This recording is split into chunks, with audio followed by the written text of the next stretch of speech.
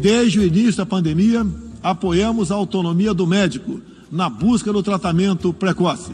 Eu mesmo fui um desses que fez tratamento inicial. Fora Bolsonaro! Fora Bolsonaro, genocida! E após 14 dias ou 21 dias para quem estava em UTI, se esses pacientes já tinham passado dessa data, o CID poderia já ser modificado porque eles não representavam mais risco para a população do hospital. Um homem honrado, vai lavar sua boca, vai lavar a tua, vagabundo. E vagabundo é tu, ladrão, vai lavar picareta. A tua, vagabundo. Não, presidente, ladrão, picareta. A senhora está totalmente descontrolada. Me atacando. Epa, você está descontrolando. Rapaz, rapaz.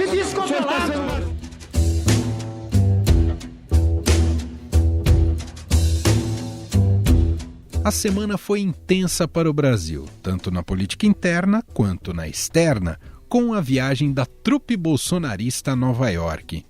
Entre pizzas na calçada e uma live feita para seus apoiadores no púlpito da Assembleia Geral da ONU, a grande polêmica envolveu a não vacinação do presidente da República Jair Bolsonaro, que passou vergonha diante do primeiro-ministro britânico Boris Johnson.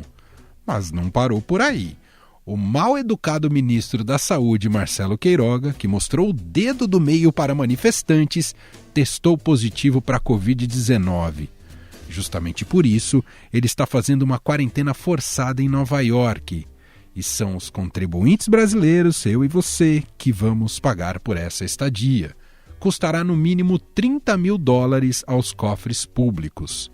A comitiva brasileira que voltou ao Brasil também está de castigo, incluindo Jair Bolsonaro, que, em tese, terá que fazer uma quarentena de pelo menos 5 dias. Enquanto o vexame internacional tentava ser digerido por todos nós, o Senado Federal votou e aprovou a PEC da reforma eleitoral, mas com uma boa desidratação do texto original, que veio da Câmara. A principal novidade é que os senadores derrubaram a volta das coligações. Ainda na proposta aprovada, o Senado manteve a mudança na data da posse de governadores e presidente a partir de 2026 para o dia 5 de janeiro e também o peso 2 aos votos dados a mulheres e negros para a Câmara dos Deputados. A semana também foi quente na CPI da Covid.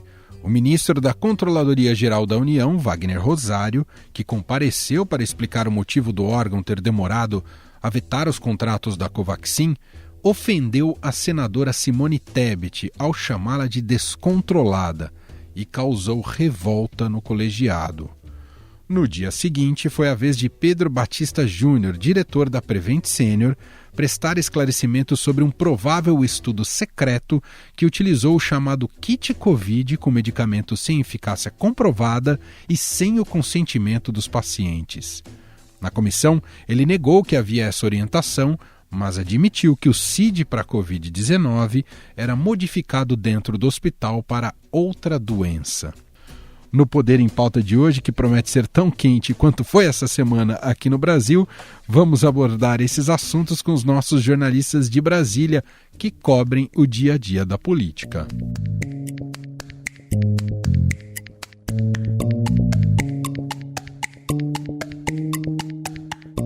Conectando nossos repórteres na capital federal, começando por Felipe Frazão. Olá, Frazão, tudo bem? Olá, Emanuel, como vai? Tudo certo.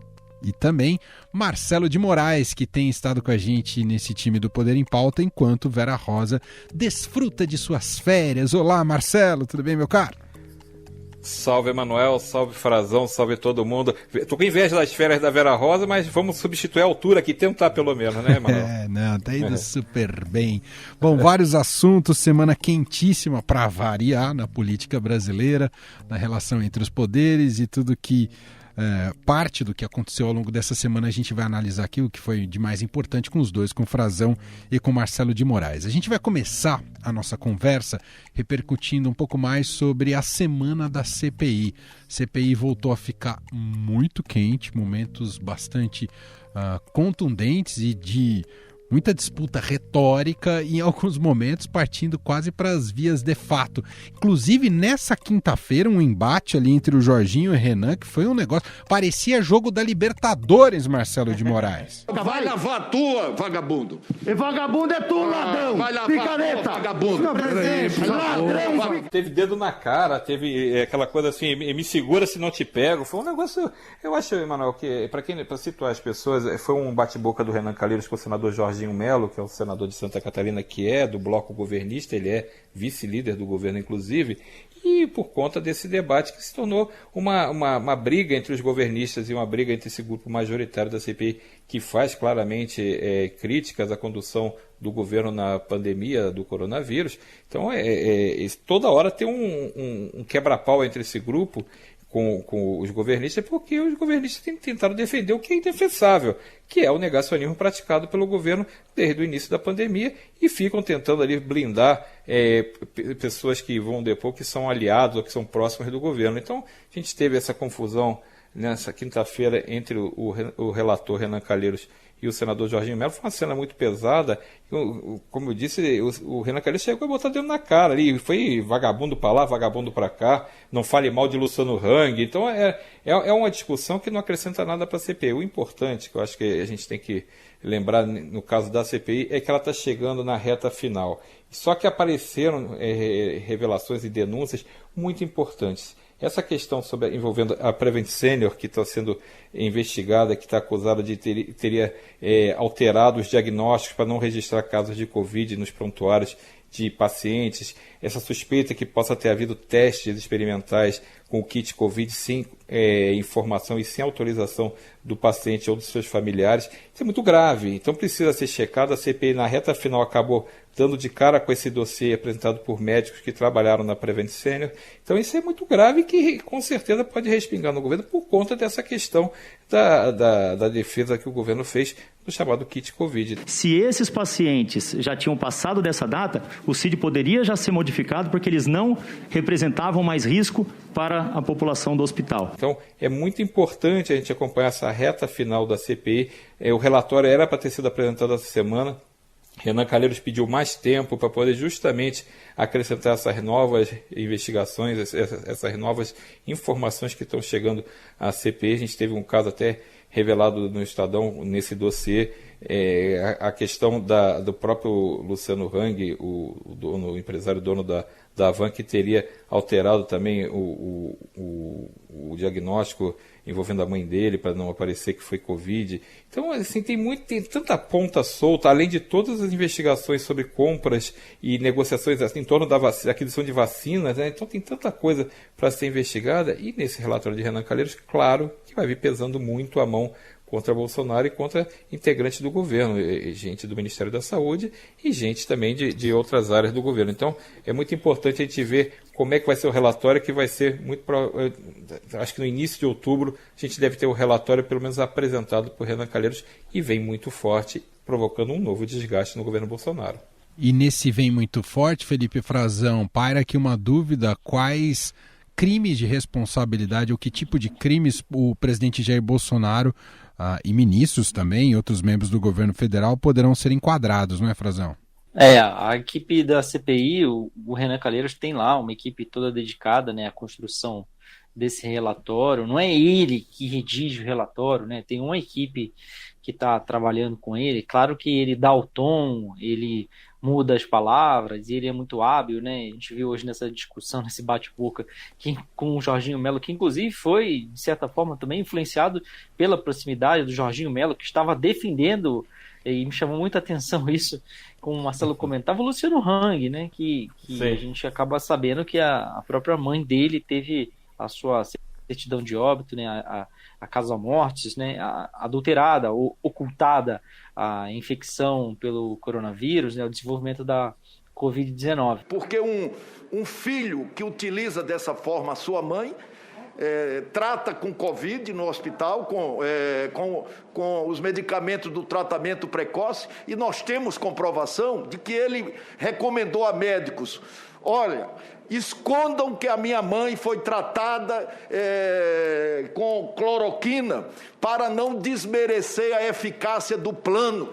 E, inclusive, o Renan Calheiros tem esse objetivo, como a gente sabe, de incluir o presidente Jair Bolsonaro, né, atribuir responsabilidades a ele na condução da pandemia, no desrespeito às medidas sanitárias, né, sobretudo na insistência, né, do Ministério da Saúde, forçar o Ministério da Saúde a rever condutas, né, como a gente teve nas últimas semanas um caso gravíssimo de orientação para que a vacinação de adolescentes e crianças fosse desrecomendada e depois voltou a ser recomendada, né? Caiu essa recomendação porque era óbvio, era mais um caso que só no Brasil isso estava acontecendo, né?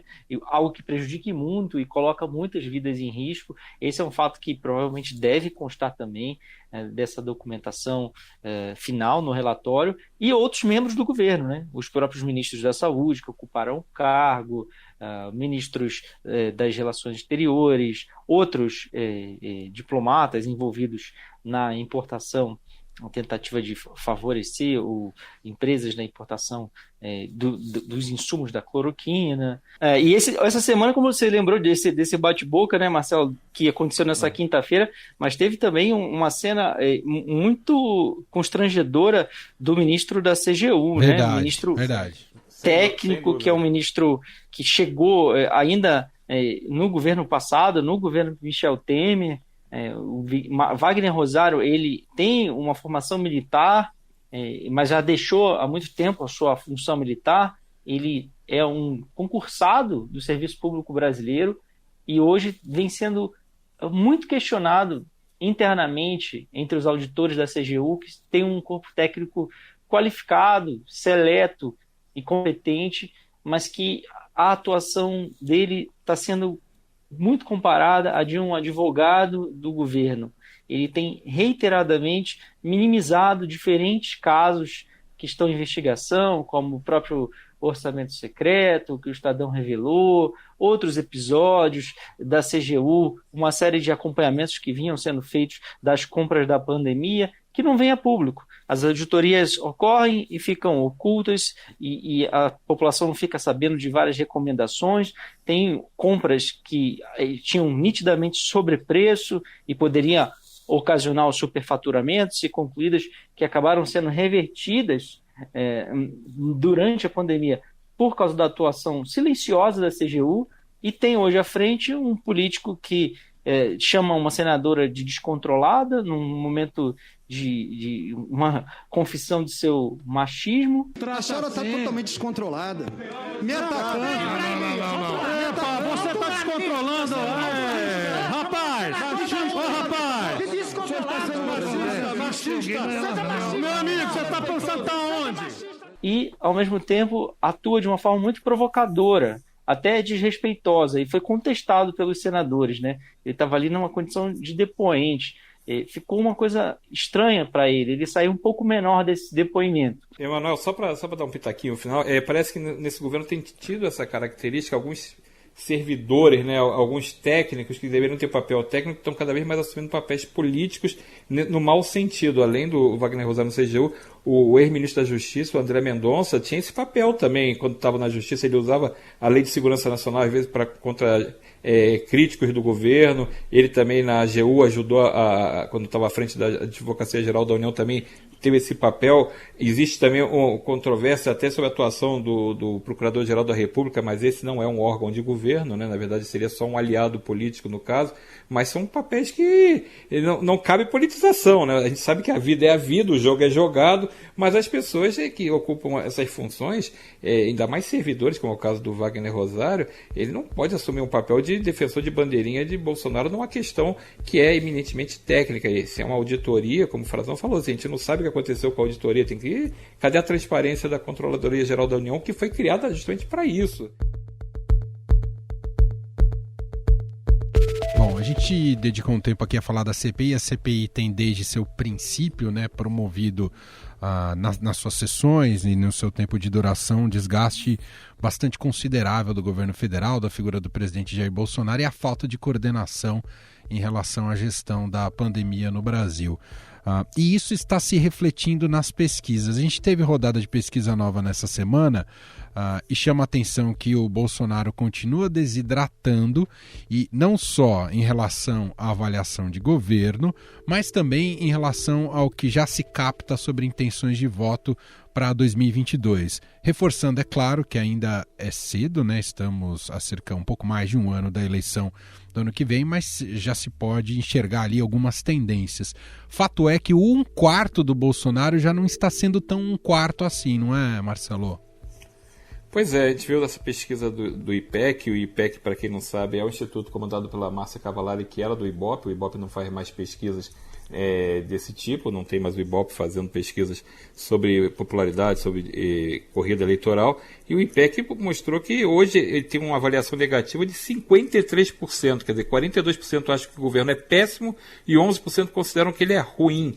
Então, assim, é muita coisa, né? Você tem mais de 50% das pessoas considerando o seu governo, avaliando negativamente o seu governo, e esse é um aumento de 4 pontos percentuais em relação à última pesquisa que foi feita em junho, ou seja, não conteve a queda esse desgaste não parou, então você tem um resultado muito ruim. E eu achei uma outra avaliação grave, é que você tem também que o Bolsonaro tem 68% de pessoas afirmando que desaprovam o Bolsonaro pessoalmente, né? Então, assim, quase 70%, é uma margem muito grande que fica difícil de você reverter. O presidente Bolsonaro quer disputar a reeleição, ele tem essa pretensão política. Com esse desgaste, mesmo sabendo que Luiz Inácio Lula da Silva também tem um desgaste grande, é um desgaste que fica quase proibitivo para você ter chances reais de disputar a eleição. E aí a gente pega também, o IPEC fez essa simulação da corrida presidencial, com 2 cenários. Acho que o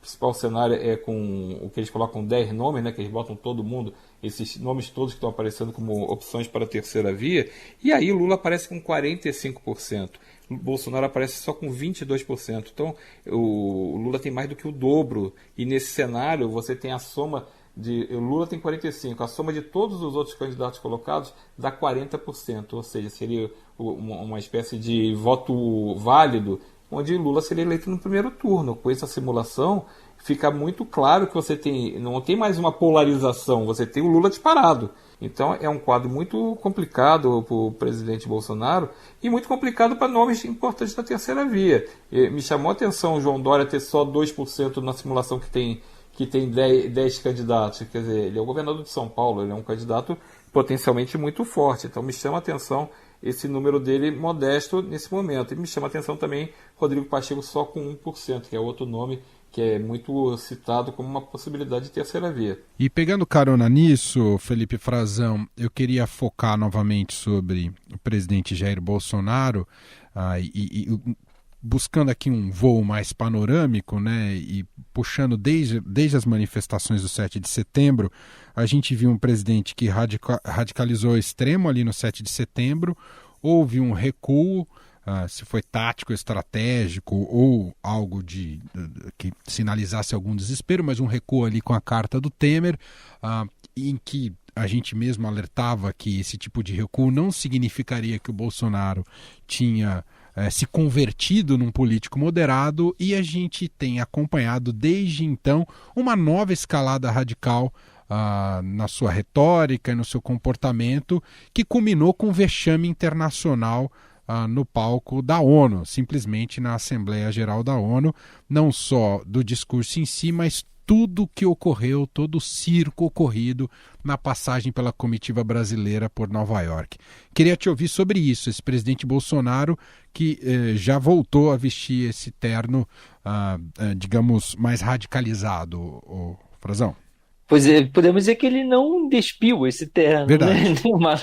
Nunca despiu. Ele tentou, talvez, pegar emprestado um chapéu do Michel Temer, né? Nem a Mesóclis ele quis, né? Naquela cartinha que ele fez na nota oficial dele, mas ele fez aquilo nitidamente para tentar aplacar um pouco ali os ânimos, principalmente do mercado, porque você vê que em sequência, né, daquela carta, voltou a bolsa deu uma estabilizada, voltou a subir, a cotação do dólar desceu um pouco, e era o que ele queria, né, que era acalmar um pouco, porque a coisa estava muito radicalizada, e isso estava preocupando, e essas ameaças, as rupturas, tem deixado os investidores, pessoa que quer colocar dinheiro no Brasil, dinheiro grande, estamos falando de grana mesmo, um pouco receosas, né? A pessoa vai escolher outro local mais estável para poder colocar o seu dinheiro, um investimento em grandes obras, esses planos que o presidente tem de desestatização, né, de concessão de portos, aeroportos, terminais aeroportuários, ferrovias, terminais ferrovias, tudo isso pode, de uma certa forma, ser afetado.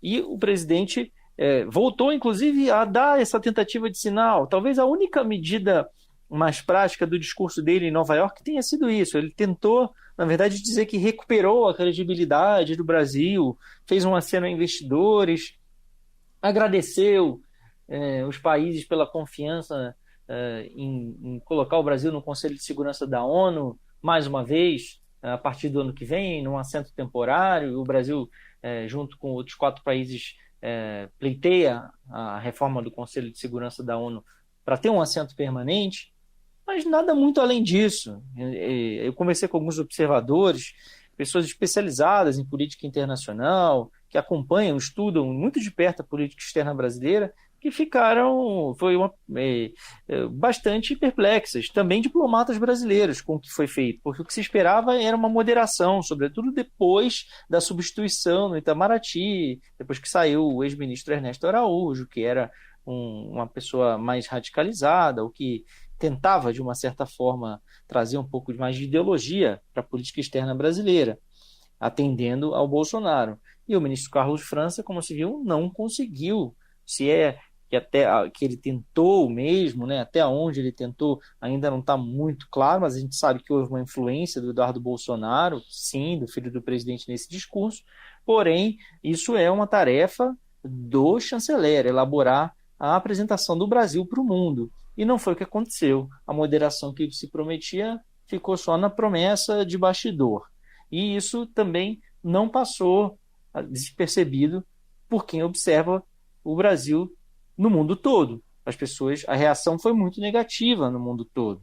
E também uma perda de oportunidade, né? Porque poderia sim reposicionar o Brasil. O presidente acabou escolhendo falar para os seus, voltando a falar de tratamento precoce, a questionar a vacina. Desde o início da pandemia, apoiamos a autonomia do médico na busca do tratamento precoce. Eu mesmo fui um desses que fez tratamento inicial. A falar de socialismo, de comunismo no Brasil, naqueles sonhos delirantes do presidente Jair Bolsonaro. E isso a gente está falando só no discurso, né? Porque houve toda a pizza na esquina, a contaminação de um diplomata por Covid, a contaminação do nosso ministro da Saúde. O dedo do meio. O que tinha ofendido, fazendo gestos ofensivos aos manifestantes que estavam lá protestando democraticamente no país das liberdades, né? Em Nova York, é assim que o presidente gosta de se referir, e foi o que ele supostamente defendeu no seu discurso, e seu ministro da Saúde reage daquela forma, no dia seguinte testado positivo para a Covid-19, o próprio chanceler, né? A nossa imagem para o mundo, é o que percorre o mundo, levando a mensagem no Brasil, foi flagrado no mesmo vídeo, fazendo arminha com os dedos, com a mão, um sinal que o presidente Bolsonaro gosta, sua base militante também. Quer dizer, isso tudo chocou muito no Itamaraty, aqui no Brasil, chocou externamente também. Ou seja, o pacote todo é muito ruim. Bom, a gente já está encaminhando aqui para o fim da nossa conversa com os repórteres do Poder em Pauta, Marcelo de Moraes, Felipe Frazão. Agora são 2 assuntos finais, um para cada um. Primeiro para você, Marcelo de Moraes. Opa! Reforma eleitoral no Senado. Passou, mas passou desidratada. É isso, Marcelo? Basicamente consertou-se o que tinha se errado, né? Tinha se trazido para o baile de volta a questão das coligações partidárias, né? Tinha sido permitido em mais uma reviravolta. Eu fico com pena de quem tenta entender as mudanças eleitorais a cada eleição, porque muda de uma eleição para outra. É incrível o casuísmo como os políticos brasileiros tratam, e a justiça, muitas vezes é a justiça que decide mudanças das eleições. Mas é incrível como se muda de uma eleição para outra, como se fosse uma troca de camisa. Então a Câmara decidiu dessa vez tentar refazer o que tinha sido feito anteriormente para se dar uma certa moralidade, tentar enxugar ali esse quadro partidário que tem trocentos partidos no Brasil, uma coisa que também outra sem ter explicação nenhuma, exceto que pode ser que seja um grande negócio para quem tem partido político no Brasil. E aí você aprovou de volta as coligações partidárias para as eleições. E o Senado desfez, né? Voltou a ser a regra que está valendo agora, mas tem outras medidas ali que eram polêmicas, questão de pesquisas não poderem ser divulgadas na véspera. Então, na verdade, vai ficar mais ou menos o que estava, vai mudar um detalhe ou outro, mas não vai ter uma grande mudança. Na verdade, o que o Congresso está definindo é que fica tudo como está. Algumas mudanças podem valer para 2026, na questão, por exemplo, de magistrados, pode ser que isso, de presença de militares, policiais, poderem participar ou não, juízes poderem participar ou não das eleições, mas isso vai ficar provavelmente lá para frente, por conta de um outro projeto. Mas a discussão eleitoral que interessa é que a regra vai ficar como está. Então, não vai ter mudança na questão das coligações. E o que tem, na verdade, a grande mudança na política pode ser até a criação de novos partidos, né? A fusão de duas grandes forças que não tem nada a ver com a regra política, mas pode ser a grande novidade dessa eleição, a fusão do Democratas com o PSL. Um partido com muito dinheiro, que é o PSL, né? É o casamento de um que tem dinheiro com um casamento de um partido que tem muita densidade, que é o Democratas, que é o herdeiro do PFL, né? Então é um partido que tem uma capilaridade muito grande. O PSL não tinha esse tamanho, acabou sendo inflado nessa questão de grana, porque ele foi o partido que abrigou a candidatura de Jair Bolsonaro, elegeu mais de 50 deputados federais, ficou com um fundo partidário muito grande, ganhou muito dinheiro e agora tem esse dinheiro para gastar. Então passou a ser aquele casamento de interesse, né? Frazão, a última para você. O ministro Rogério Marinho deve estar agradecendo o Marcelo Queiroga de ter ofendido aqueles que estavam ali protestando em Nova York, todo aquele circo armado, que o povo esqueceu um pouco do mirante que ele está montando perto de casa, não é, o Frazão? Não é tão pertinho da casa dele, que ele mora em Natal, mas é pertinho de umas casas que ele quer construir lá para o pessoal passar período de inverno, né, numa cidade bem aprazível lá para o Nordeste. Clube do Vinho, mais né, Frazão, que chama? Vai fazer um Clube do Vinho. Né? É um condomínio que ele está construindo, né? Ele tem um terreno lá há vários anos, mais ou menos 5, 6 hectares, na cidade chamada Monte das Gameleiras, que é uma cidade pequenininha, tem 2.000 habitantes, tem algumas... é uma região montanhosa mesmo, no Agreste Potiguar, está próximo também da Paraíba, então o pessoal pode ir partindo de João Pessoa, partindo de Natal, e lá costumam frequentar também, tem romaria, povo bem religioso, tem romaria para os montes, e tem pinturas rupestres. É interessante o local, um local de descanso, né, para sair um pouquinho do tumulto. Não é aquele clássico turismo de massa, é um turismo mais regional. E o ministro está construindo esse condomínio, vai fazer ali 100 casas para vender, né, os lotes, e o ministro achou por bem que o governo federal bancasse uma obra, mais ou menos uns 300 metros desse condomínio, para construir um mirante turístico para o pessoal aproveitar e visitar. Né? Ele negou durante muito tempo que fosse o autor dessa indicação, é parte do orçamento secreto. E por que a gente chama assim, né? O orçamento paralelo, orçamento secreto? Porque essa indicação, a autoria, numa emenda que em tese deveria ter sido feita pelo relator geral do orçamento, ela ficou oculta, ela não está transparente como todas as emendas individuais ou das bancadas de senadores estaduais estão. O cidadão não pode entrar no site da transparência, entrar no site do Senado Federal e pesquisar lá, ou da Câmara dos Deputados, quem mandou o que para custear qual obra, em qual lugar. A gente tem que recorrer na Lei de Acesso à Informação, acessar fontes, disputar, fazer recursos, para que algum tipo de documentação, encontrar algum registro que possa subsidiar o cidadão, os jornalistas, saberem como é que o dinheiro está sendo aplicado. Então o ministro durante muito tempo negou, disse que não tinha nada a ver com aquilo, que era de um outro deputado, que por acaso vem a ser um aliado político dele, o deputado Beto Rosado, lá no Rio Grande do Norte, e depois ele admitiu que sim, ele pediu ao Ministério do Turismo para liberar esse dinheiro, R$1.400.000, quase R$1,5 milhão, para a construção desse mirante, que fica do lado do condomínio dele. Só que ele disse que estava só intermediando um repasse, um pedido do deputado aliado dele. Os deputados da oposição estão provocando o Ministério Público a investigar se o ministro está se beneficiando de verba pública, fazendo algum tipo de advocacia administrativa, se há improbidade administrativa ou não, ao intermediar essa dobradinha aí, o Ministério do Desenvolvimento Regional, o ministro Rogério Marinho, pedindo dinheiro ao Ministério do Turismo para atender supostamente uma verba de um deputado aliado dele, mas que, na verdade, pode terminar beneficiando o negócio imobiliário que ele mesmo lançou depois de virar ministro, abrindo uma empresa com um assessor de confiança dele. Bom, assim a gente fecha mais uma edição aqui do Poder em Pauta, esse papo sempre imperdível com os nossos repórteres em Brasília, e aqui com dois flamenguistas felizes, já se consideram na grande final da Libertadores. Calma, não é assim. Sem querer secar. Não é assim, falta muita coisa ainda. Só acaba quando termina. Já dizia Chacrinha. Você vê que eles fazem parte da torcida do Flamengo mais ponderada. Marcelo de Moraes, obrigado, um abraço. Obrigado, Emanuel. Foi uma honra participar aqui, substituindo essa craque que é a Vera Rosa. Dando um abraço para todo mundo, um abraço pro Frazão, um abraço para você. Valeu. Felipe Frazão, obrado mais uma vez. Um abraço, meu caro.